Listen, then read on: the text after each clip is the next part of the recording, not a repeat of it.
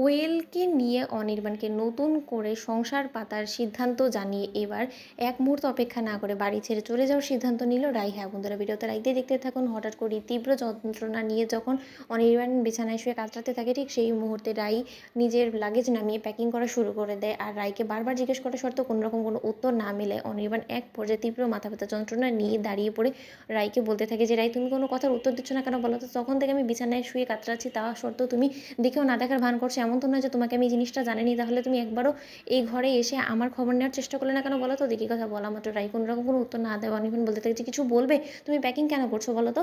তাদেরকে এই কথা বলা মাত্র রাই বলতে থাকে যে, কী বলবো বলো তো? যা কিছু দেখার আমি তো সেটা দেখে ফেলেছি। একজন স্ত্রী যখন নিজের স্বামীকে অন্য কোনো মেয়ে মানুষের সাথে বিছানায় দেখতে পায়, তখন তার উপর দিয়ে কী ঝড়ঝাপটা যায় সেটা তুমি বুঝতে পারো না? সেই বোধ বুদ্ধিও তোমার লোপ পেয়েছে। তোমার তো আসলে বিবেক বোধ সব কিছু তুমি হারিয়ে ফেলেছো। তোমার এখন দিন রাত সব কিছুই এখন শুধু কোয়েলকে নিয়েই কাটে। আর তার জন্য আমি তোমাকে বলে দিচ্ছি যে, তুমি বরঞ্চ কোয়েলকে নিয়ে নতুন করে নিজের সংসারটা গড়ার চেষ্টা করো। তাহলে হয়তোবা তোমার এই মাথা ব্যথার যন্ত্রণাটাও এমনিতেই কেটে যাবে অনির্বাণ। কারণ তোমার মাথা ব্যথার যন্ত্রণার এখন মূল কারণ হয়ে দাঁড়িয়েছি আমি। তোমার মোটেও আমাকে সহ্য হচ্ছে না। আর আমার পিঠ পিছে তুমি নিজের অতীতের এক্স ওয়াইফকে নিয়ে নোংরামো করা শুরু করে দিচ্ছ। তুমি কি মনে করছো আমি কোনো কিছু বুঝতে পারছি না? আমি বেশ বুঝতে পেরে গেছি তোমার আসল উদ্দেশ্যটা কি। তুমি দু নৌকায় পা দিয়ে চলার চেষ্টা করছো, আর সেটার জন্য তোমাকে কনগ্রাচুলেশনস অনির্বাণ সেন।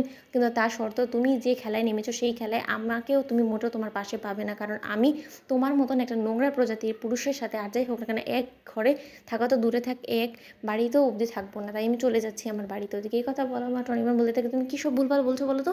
কার সাথে আমি সংসার করবো? কী সব বলছো? আর কোয়েল কোথা থেকে এলো আমাদের মাঝখানে? এই কথা বলা মাত্র রাই বলতে থাকে যে, কেন কি তীব্র মাথা ব্যথায় যখন তুমি কাতরাচ্ছিলে, তখন তোমার মাথা ব্যথার যন্ত্রণা কমানোর জন্য তুমি তো কোয়েলের হাতটাকেই চেয়েছো। তুমি তো বলেছো কোয়েলকে যে, কোয়েল তুমি যদি আমার এই বামটা লাগিয়ে আমার কপালে একটু মালিশ করে দাও, তাহলে নাকি তুমি যথেষ্ট পরিমাণে রিলিফ পাবে।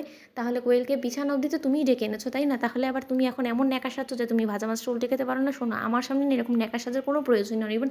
ওদিকে অনির্বাণ বলতে থাকে যে, রাই অনেকক্ষণ ধরে তোমার এই আজে বাজে কথা আমি সহ্য করে যাচ্ছি, কিন্তু তাই বলে এটা ভেবে নিই না যে আমার মধ্যে যথেষ্ট পরিমাণ দুর্বলতা আছে। আমি কিন্তু এরকম কোনো কিছুই বা কোনো ইশারা বা ইঙ্গিত কোনো কিছুই কিন্তু আমি কোয়েলকে দিইনি, যাতে কিনা এটা বোঝা যায় যে আমি কোয়েলকে আমার কাছে টেনে নিয়েছি। তাই তুমি এরকম উল্টোপাল্টা কথা বলে আমাকে অভিযুক্ত করলে কিন্তু আমি মোটেও মেনে নেব না। এই কথা বলা মাত্র অনির্বাণ বলতে থাকে যে, কোয়েলকে এক্ষুনি ডাকো। আমিও শুনি যে কোয়েলকে আমি কী এমন কথা বলেছি। ওদিকে এই কথা বলা মাত্র কোয়েলকে চিৎকার চেঁচামেচি করে যখন অনির্বাণ ডাকতে থাকে, ঠিক সেই মুহূর্তে কোয়েল বলতে থাকে যে, কী হয়েছে অনির্বাণ? তুমি একটু রেস্ট না, তোমার এই মুহূর্তে উত্তেজিত হওয়াটা মোটেও ঠিক নয়। তখন এই কথা বললাম, অনির্বাণ বলতে থাকে যে, থামো। তোমাকে আমি একটা প্রশ্ন করছি, শোনো কোয়েল, আমি কি তোমাকে একবারও বলেছিলাম যে তুমি এই বামটা আমাকে লাগিয়ে দিয়ে আমাকে রিলিফ দাও? এদিকে এই কথা বলা মাত্র কোয়েল বলতে থাকে যে, না না রাই, তুমি ভুল বুঝছো। আমি এখানে এসেছিলাম ওর হেল্প করার জন্য। তখনই অনির্বাণকে আমি বাম লাগিয়ে দেওয়া মাত্র অনির্বাণ যথেষ্ট পরিমাণে রিলিফ পেয়েছে। ওদিকে এই কথা বলা মাত্র রাইয়ের সন্দেহ। রাই বলতে থাকে যে, দুমুখো কথা কেন বলছো কোয়েল? তো বন্ধুরা, ভিডিওটি ভালো লাগলে লাইক, শেয়ার করে সাবস্ক্রাইব করতে ভুলো না।